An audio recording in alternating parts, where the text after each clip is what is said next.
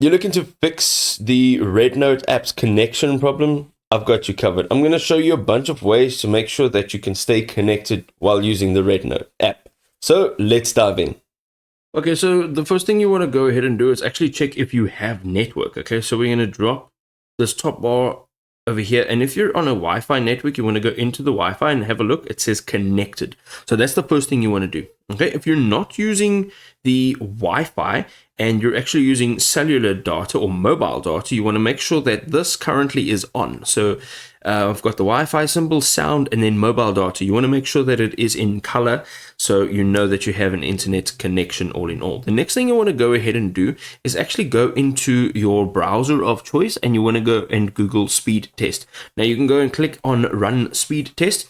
This will essentially just give you an idea of what your internet speed is, upload as well as download. So you'll give it a few seconds and it'll give you a number, a megabytes per second. Okay, so as you can see on the left hand side, it says megabytes per second download 23.2, and then on the right hand side you'll see it is 24.2, which is the upload speed. Okay, that is fine. The next thing we want to go ahead and do is jump straight back into actual Note, the actual Rednote app. So what we're going to do is we're going to go ahead, hold it down, and these options will come up. This is now on Android, and you're going to go into the little info button over here.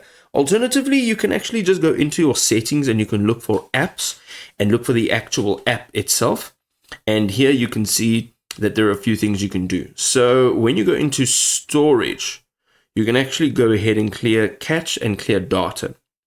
Now, basically, this will reset your data or your cache on the Rednote app.